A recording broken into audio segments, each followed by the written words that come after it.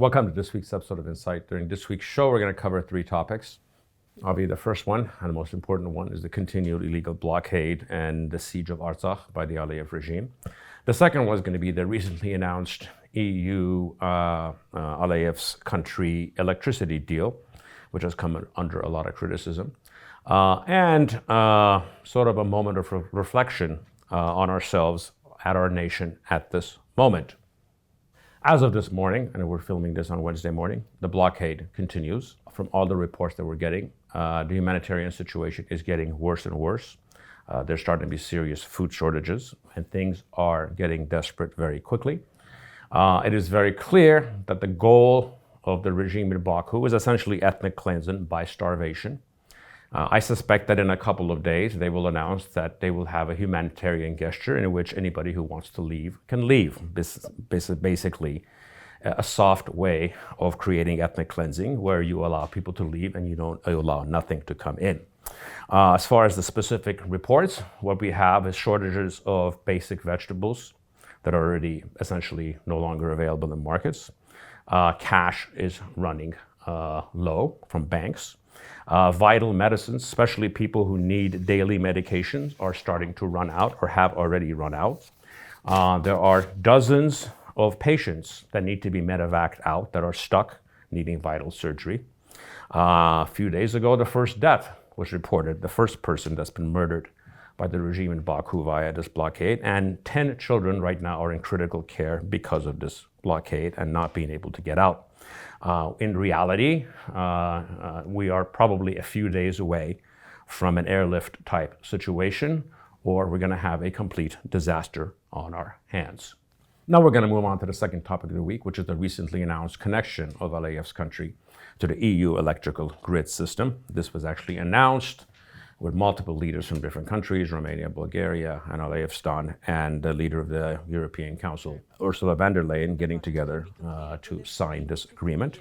And what this essentially does is connects via Georgia and the Black Sea, the electric system in Azerbaijan with the rest of Europe. Now, this is in reality slightly less fraudulent than the announced gas deal, but there's actually fundamental problems with it. One is the distance that this needs to travel, and the loss of electricity that actually comes from that distance. Secondly, there's much better and cheaper alternatives, especially in the Balkans when it comes to wind energy, and in the Black Sea regions of all of these countries in the EU, there's much better potential for renewable energies that are much cheaper.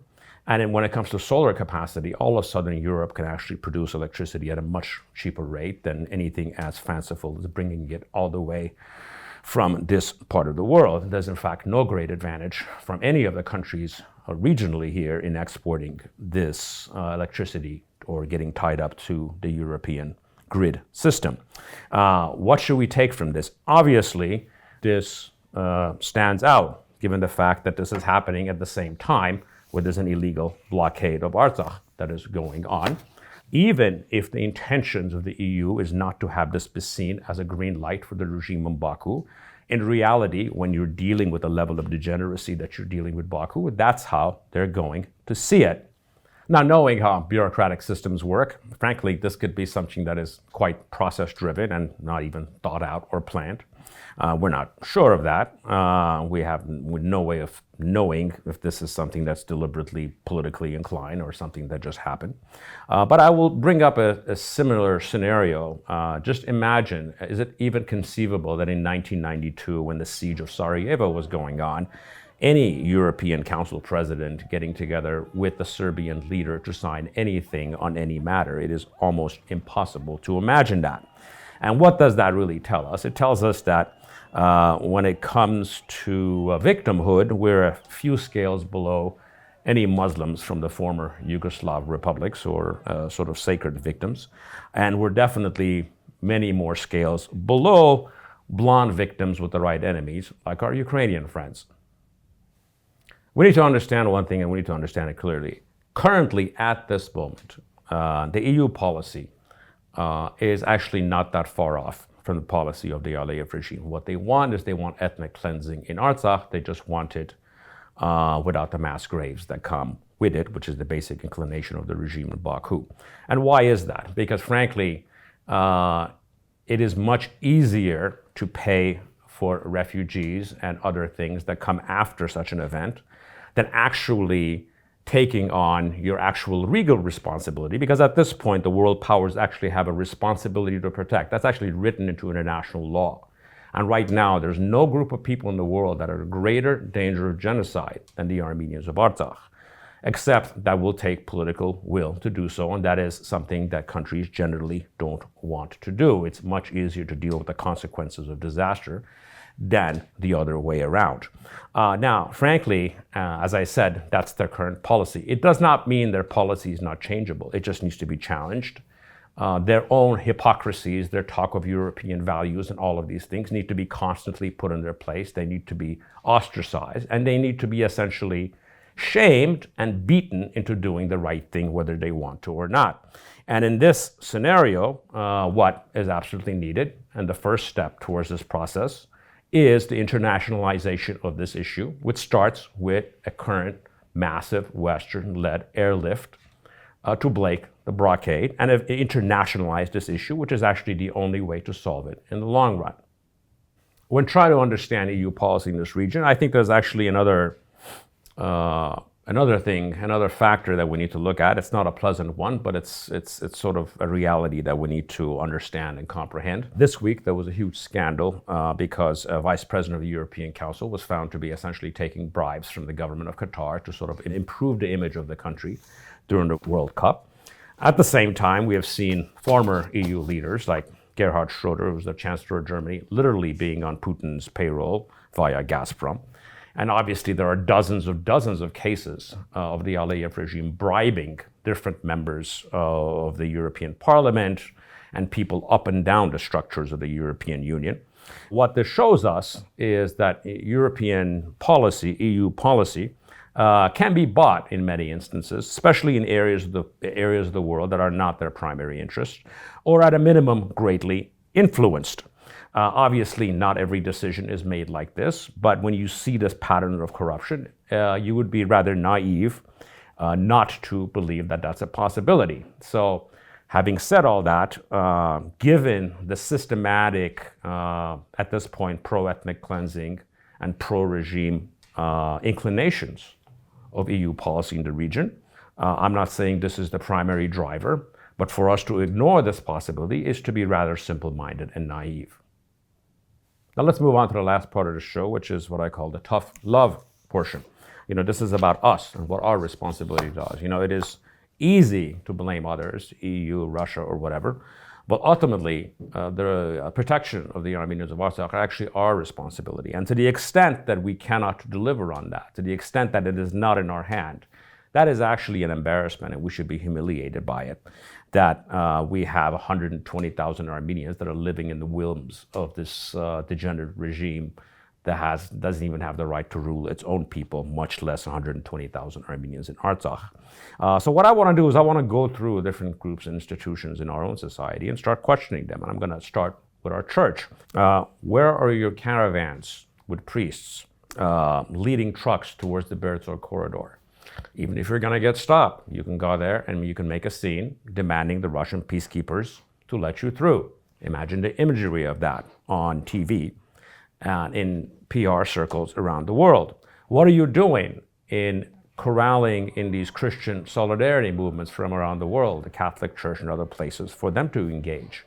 Have you been in touch with the patriarch in Moscow who can be engaged in this process? Maybe they walk there with you, maybe they can't. You can always ask, they can always say no. What are you doing on this front? Are you acting or you're not acting? Because if you're acting, we certainly haven't seen it. Let's move on to our civil society and our activists. Where are you at? Where's your campaign headquarters? Working to create solidarity with different social movements around the world, to build networks, to highlight these issues, to build support networks around the world for the people of Artsakh. Where are you in leading thousands of people to the border to demand change and to demand action? Our government and our diplomats, are you doing enough? I don't think so. I'm sure you're doing things behind the scenes, and I'm sure you're being told to keep quiet to keep it low because other bigger countries are they're doing things behind the scenes. You don't want to be provocative. Well, what we've learned over the last 30 years is that the unreasonable party wins, the provocative party wins. So don't listen to what they have to tell you. Where are you in calling for the NK airlift, for an airlift to break the blockade? Because this is what it's going to go to, and you're going to have this crisis in your hand in a couple of days. The government in Artsakh has already called for it. You should join them in demanding it. Where are you in raising, in a public manner, not just behind the scenes, the responsibility, the doctrine of the responsibility to protect, which is a legal responsibility. And given that the Aliyev regime has given us a gift, which is they are telling the world that their intentions are genocidal, why aren't you making this case publicly? Again, I'm sure they're telling you to keep quiet and be diplomatic, but this is no time to keep quiet or be diplomatic. Now let's move on to our diaspora. Where are your sit-ins in front of the EU Parliament? What are you doing at the United States Congress?